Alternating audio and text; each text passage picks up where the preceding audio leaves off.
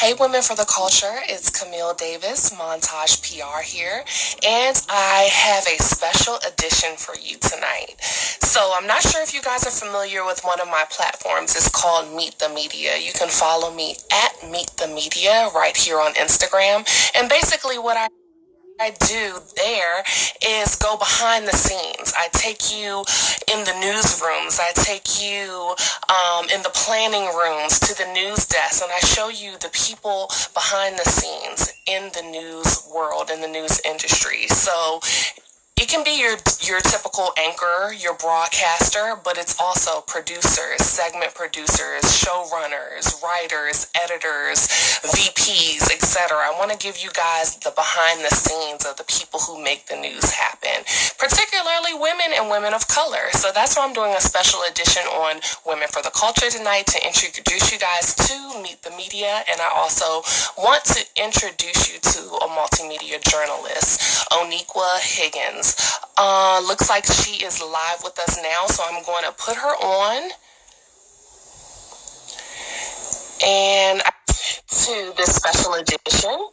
And in the meantime, I hope you guys caught Chandra earlier. She was talking about how to start a podcast. So definitely get her ebook, because tonight we'll be talking about Oniqua's new ebook, which is How to Be a Multimedia Journalist or Reporter, right? Reporter, yeah.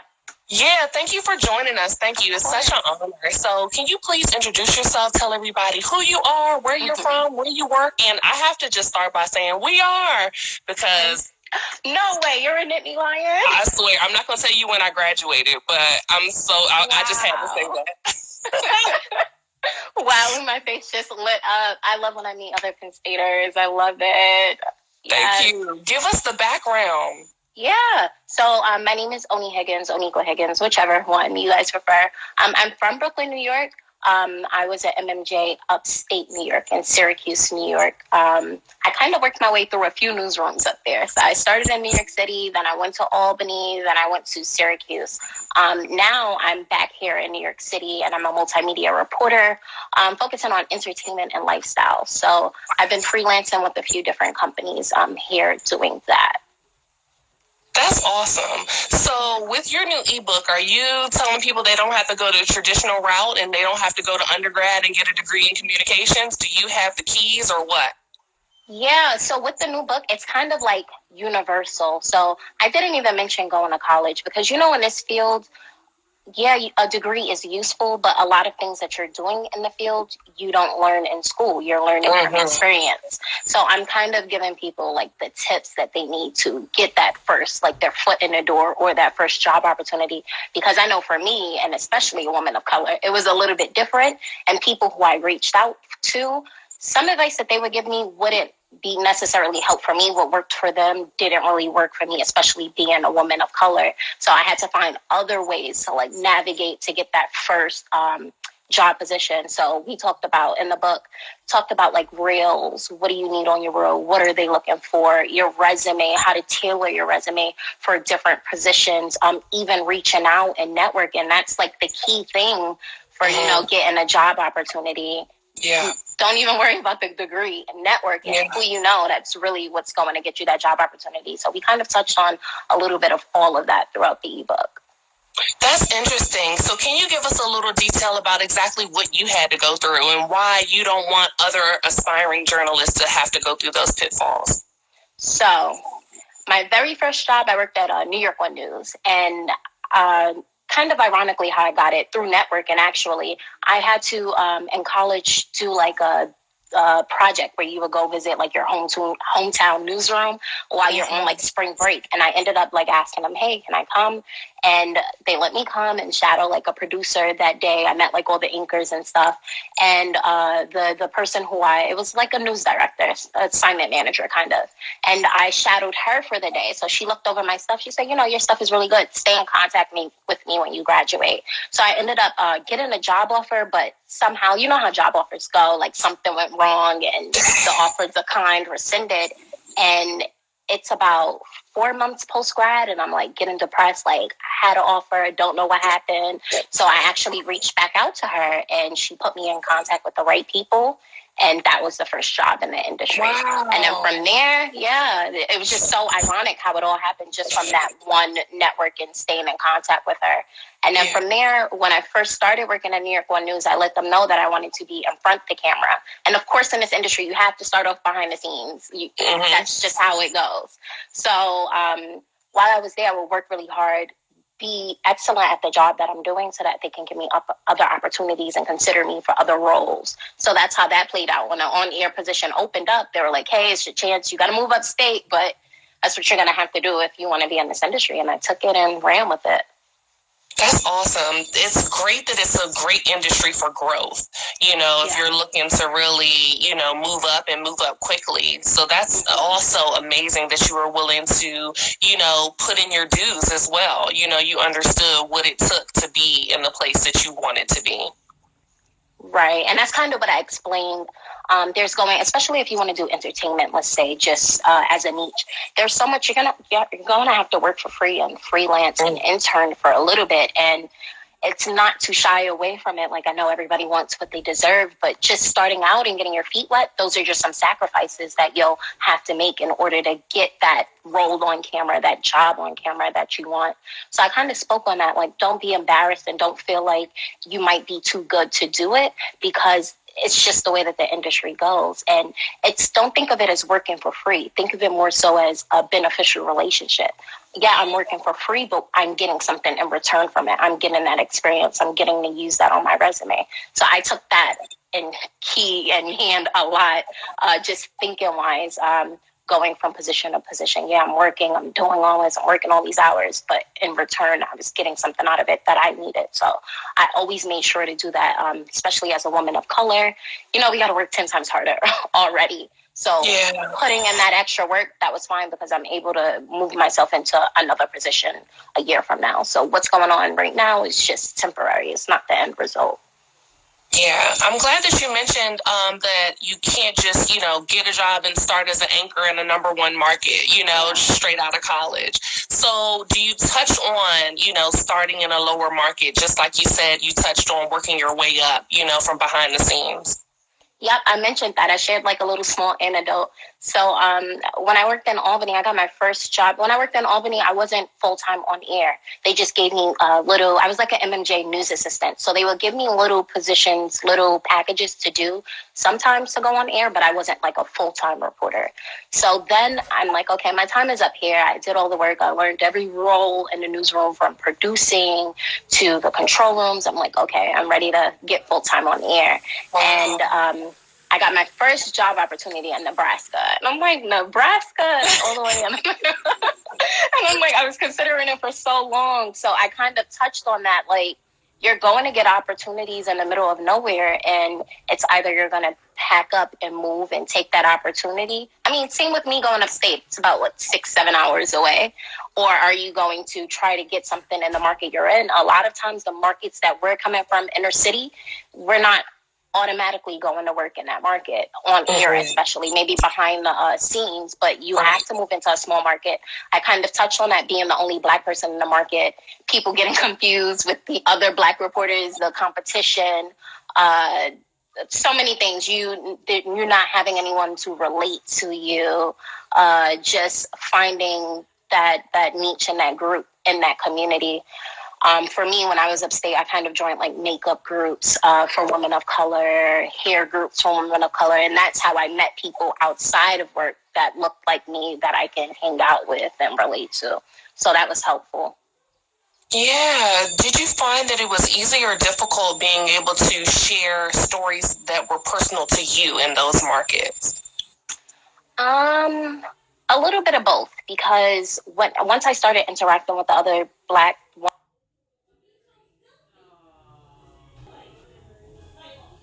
women,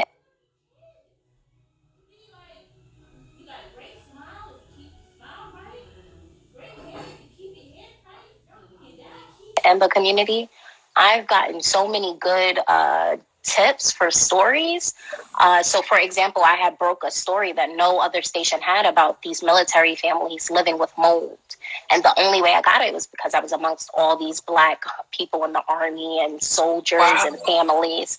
So that helped me. I got another standpoint. I was always getting tips and things like that. But then on the other hand, there would be some stories that I will be asked to do that I didn't relate to. And of course, you can't say no when the assignment manager give you a story. So you have to find how you're going to relate to it, or find that main protagonist that you can use to like tell the story. Wow. So do you think that those being in those lower markets actually really prepared you and built you and challenged you, in a way to write and report, and be unbiased, Oh, definitely. I always say, like, that's the hardest you're going to work, and you're going to make so many mistakes. And that's the beauty of it, that first job and that position, because you have so much room to just make mistakes. And that's how it was for me. It was just a learning experience. I wrote, I edit. When I went live, I did have a photographer, but everything else, we do all alone. So it's like now being back home in New York City, I'm like, oh, this is a breeze. Someone edits for you. Someone, Wow. Of course, you'll write your own stuff, but it's a lot more different. And I guess it's because I already learned all those fundamental things when I were in my lower market.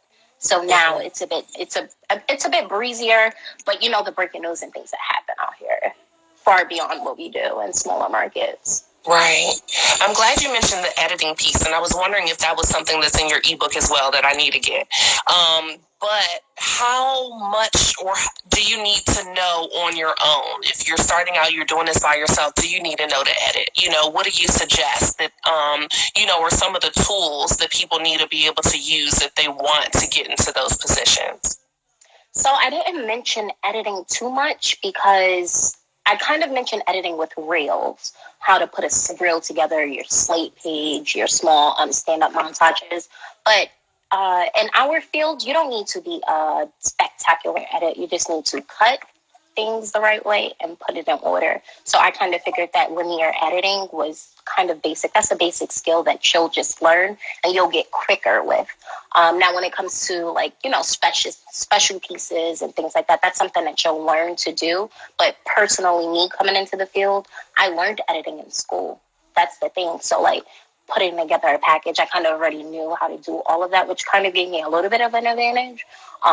So when I got to work, it was just I was a lot slower at that point, and I wasn't as quick. You turn a package every day, sometimes 2 packages, full size. So working in those markets just helped me get there quicker and get quicker on it. So let's say that I'm a blogger or a vlogger, and or I'm looking to get into events. I'm getting my media credentials up. I'm getting my social media and my own brand recognized. What is the chance that I could actually become a correspondent or a multimedia journalist at a local television station? It's not unlikely. You can do it. You just have to be consistent. And I mentioned this. If you want to do YouTube, you have to constantly put out content. You can't, there's no, oh, I need a break, or, yes, self-care. Don't get me wrong, yes, self-care. But you definitely need to be consistent to have that audience to keep watching, to get that audience to share your content, to get the audience to engage. So it's all about that and who you know. Also, you have to stay connected with people, because I mentioned this. That's how you're going to get the opportunity. Every job opportunity that I've gotten been through connection. So even when I was during my first on-air job search, I reached out to every Black anchor, reporter, producer at the station, just to ask questions, not to ask for anything, but just to ask questions like how's the market. And even to this day, some people that I reached out to then, I became friends with them and met them later on, like at a red carpet. I had one friend, I ended up meeting her like a BT red carpet years after I emailed her just to ask her about a job opportunity, a job that I never got, but just reached out because that it's the network, honestly, and those people are going to put you in those type of positions. Yeah, so who do you think would be the best reader or the best audience? What's the niche for your book? Who are you targeting? In my book, I think that I'm targeting more so college students.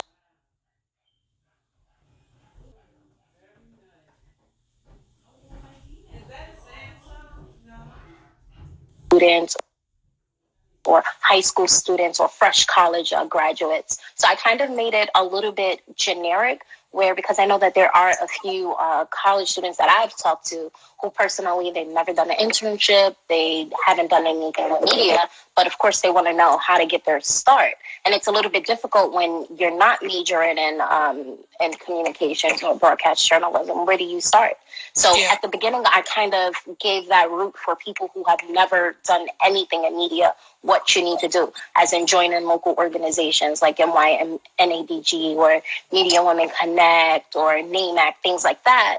And also local radio stations or your school newspaper, things like that, so that you're getting that experience. Because for me, I went to college for communications, but my internships, I also did like communication-based internships, not even from college, just from being back home and reaching out to people. So I think that's important. But then for the college graduates, it's going to be about the experience and what newspapers have you joined, what radio stations, school TV station, things like that.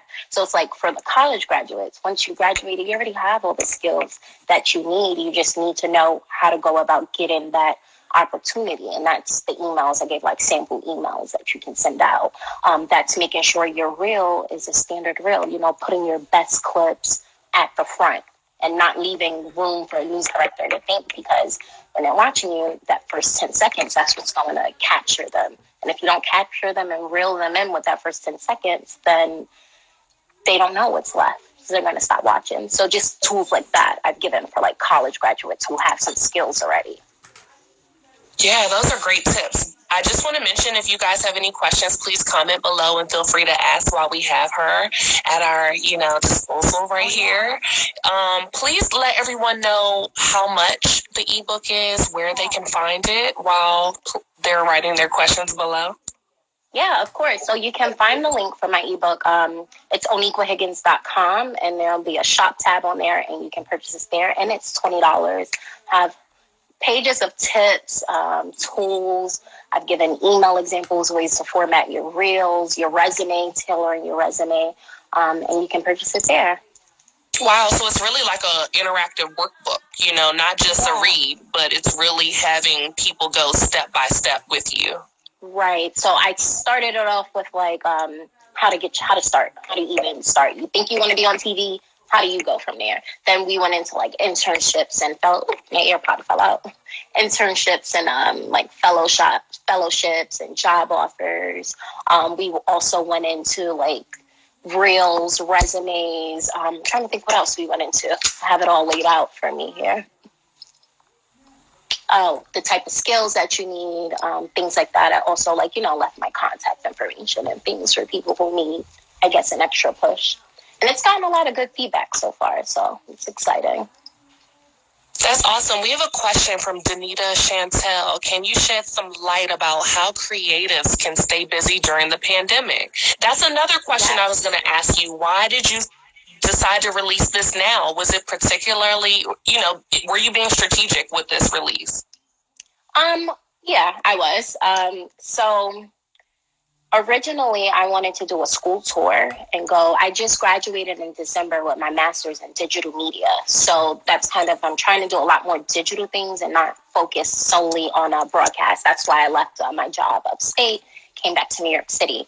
So I wanted to do like a school tour where I'll be going to different universities and just teaching them everything that's in the ebook. I wanted it like a masterclass, and then I was going to drop the ebook. But it just so happened that the pandemic happened, and we can't go anywhere. We're home. So I'm like, okay, let me just do the ebook now. I have all the time on my hand. People can read and get familiar with me, and then it'll be a lot easier for people to get me to their universities and speak to different students and courses, and it just worked out perfectly that way. I had all the time to write as much as I needed to, and then for people to actually read. And then as far as the question, for me staying busy, I'm going to be honest, I don't have an exact schedule. Some days I'm super productive. Other days I just want to sit down and binge watch on Netflix all day. So for me, what I've been doing, I've been writing a lot. I've been sending out my reel. I still have been emailing people because at the moment I'm freelancing. So there's no work for me. I'm not working at this moment because of the pandemic. So I still send my reel out. I stay in contact with people. I'm still applying to jobs because don't wait until the last minute to we know that the pandemic is going to be over sometime. There's going to be a flood of resumes and a flood of applications at the end of it. Just start applying now and reaching out to people now. They won't remember you. I said this in the ebook as well. You can I'll give a limit of about 3 emails because the first time it's probably lost. The second time they may or may not have seen it. And then after the third time, it's like, okay, I've given it 3 times. I'm sure you got my email. I'm not going to harass you or send anymore. So I've been sending out emails. I've worked on the ebook. I've been like editing my reel. I'm a correspondent with Bold TV, so I've been doing some content, like quarantine at home content with them as well. That's amazing that you're staying busy and keeping your mind busy and still pitching yourself. And how do you find a way to stay motivated on, those days that you may just want to, sit and binge watch? Like, what is your motivation, to get back to the work and be your number one publicist in a sense? Well, I want to make some money. So that's it. Like, I need jobs. That's my way of living and freelancing. So if I stop, who's going to do it for me? That's what I always think. No one else is going to do it for me. I have to do it myself. So if I'm not doing it now, you have to think about it as a strategy. Everyone right now is home with laptops on their phones. Now is the perfect time to email people because they have nothing but time. There's no distractions, really. So if you think about it strategically, I would be sending out emails now every morning when you're waking up. Just send out emails. Then you can go and take your self-care and read, write, watch TV. But I wake up every morning to every other morning sending out emails. Just picturing myself. I love that. Danita had one more question. She says, can you talk about having support groups with colleagues? Yes, that's been really helpful. Again, my last gig that I worked was out in LA. A company asked me to go out to LA to cover a red carpet, and that was, I believe, like March 15th. And I haven't worked since then. That's as soon as I got back, the pandemic got really large. Everything started shutting down. So it's been very hard on me because it's like, okay, we're home, we're not working, especially a lot of us freelancers. I know you can relate, or we're getting paid to do like blog stories or like a quick write-up. So I've been reaching out to people, just making sure that I'm staying in contact with like my media friends. I'm in a lot of group meetings for like entertainment journalists in New York City, Black women in media, even Instagram. Everyone's having Instagram lives right now and info sessions. Go on that and get all the jewels that you need. Like, take advantage of the resources. They're free right now.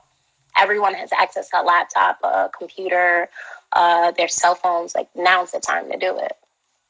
Absolutely. I love how you're encouraging people to still apply, still put in those resumes. I don't know if everybody knows, but can you kind of bring them up to speed on what is the climate right now in the media industry that a lot of people are getting furloughed and losing their jobs? I don't know if people know. It's dependent on the company. So my former company, they haven't had any layoffs, anything like that. But I see a lot of companies like Vice, things like that, where they're laying off a lot of writers and things like that. Now the issue becomes, what's next for you? You don't know what's next. So your resume, having that resume in handy and sending it out is super important because that's pushing you for the next opportunity and that's getting you in front of the eyes for the next opportunity. So in terms of the state of it, I see a lot of people are working from home in media. You know, the broadcast television media, that's an essential service. But even still, a lot of people are working from home, or there's one anchor on set, one producer in a newsroom, and maybe like an EP or a news director or someone. So I've seen a lot of that. So it's just crazy to think that this could have been the way the news could have been broadcasted all along. So What does this mean for the future now? What does this mean for the future? Are a lot of us like M&Js, are we going to be remotely doing things now and just meeting up with the photographer when it's time to go live? Is it going to be even for us freelancers, are we going to be pitching, doing more interviews via social media? Because it seems like this has taken, yes, it was super important before, but it's like now that it's so vital right now for the future. What's going to happen? Is this going to continue? Are we going back to normal? How do we move on from here? So I think that's a big question that's up in the air for us. Absolutely. It looks like I have Ahmad FRW. Oh, yeah, I know the feeling. He's talking about TSA postponing his start date due to shutdown. I have Steph that's saying, what advice do you have for reporters who are torn between being in the news world or entertainment? Can you do both, or should you pick a path? Do both. That was me. That's exactly my story. So I've done news for 4 years. I started in 2016. I knew when I started in 2016, I did not want to do news, but I said, hey, you got to get your face on TV. You got to learn how to edit, how to turn packages quickly. So it's honestly helped me and put my foot in the door to do those entertainment opportunities. And now, so while I was doing news, I was still working on my own entertainment things on the side. So I would ask my assignment manager, hey, it's a red carpet back home. I don't need a photog or anything, but can you just give me the credentials so that I can do it? Or I'll apply for my own credentials and just go down there and do what I need. That's how I got an entertainment reel. Honestly, I covered all these different red carpets and events. While I was working in news, I used them for what I needed as they're using me for what they need. And I got my entertainment reel. And once I got my entertainment reel, it was December. I said, okay, it's my time to go. I don't want to do news. I said, I will only do news if I'm coming back home or if I'm going to LA. I said, I put in my dues, I paid my dues, and I'm ready to actually do what I want. So that's when I decided to take the path and go to entertainment. So I'll say do both for as long as you can, especially if you have a stable job in news and you want to get your feet wet in entertainment. You can use that to your advantage, because that's what a lot of people did. Even when I worked in news, I would write blog articles, or I started blogging, doing things like that, because, I mean, yeah, you're the face for the company, you're in a contract legally binding you, but you can work on yourself too. Like, you have to not let go of your own goals and things that you had set up for yourself. So I was very big on it. That's amazing that you took advantage of that. NK says turning packages and editing, are those taught on the job? Yeah. So for me, in my first week of training, they taught me all of that. Training for me was a little bit unique because I was already in the company. I just kept getting promoted to get on air. So training was a little bit more quick. But that's definitely taught on the job. I'm going to tell you, when the first time you do a package on your own, it's not going to be as quick. It's going to take you hours to do it. But that's the beauty of it, because you'll go from taking hours to turn a package to maybe 1 hour. Then you're turning packages at 40 minutes. You can do 2 in a day. You can do both sides packages. So you'll continue to grow through the entire process. But they'll definitely teach you that. And typically, sometimes you'll learn how to turn a package in school. I mean, I was taught that in school, but they would give us 2 weeks or a month to turn a package. And in reality, you're turning packages every day. Right. Yeah. Well, that's amazing. Thank you so much for coming by, and thank you guys for asking these amazing questions. If you guys have any further questions, can they reach out to you? How, can they DM you or email you? Yep, you can DM me on Instagram, Oni Higgins TV. Also, my email address is oniquahiggins@yahoo or Gmail, whichever ones you guys prefer, .com. Thank you so much. And can you lastly remind everyone where they can get the ebook and how much it costs? Yep. Okay, so you can get my ebook on oniquahiggins.com. There'll be a little shop tab on there, and it's $20. You can also DM me also, and I can send you the link for everything also. Thank you so much for providing this information. You guys here are the tools. Go get the tools and use this time to pour into yourselves. That's all we've been talking about, pouring into ourselves. And, hopefully this was meant to be and designed by God for us to have this time with ourselves, to work on ourselves and, invest in ourselves. I literally said that. I was talking to a friend today. I'm like, this was perfect. Like, yes, everything's closed. We miss going outside, but it's like perfect for self-care and work and do everything that you wanted to accomplish, because before we were too busy to do anything. So Yes. now, got the time. And Thank you so much. It's been a pleasure. You were amazing. Thank you so much. Tell everybody where to follow you. If they don't know, I'm sure they do. Higgins TV. Thank you so much. You have a great night. You too. Bye. Thank you guys for tuning in. Meet the Media on Instagram. Follow us. Good night.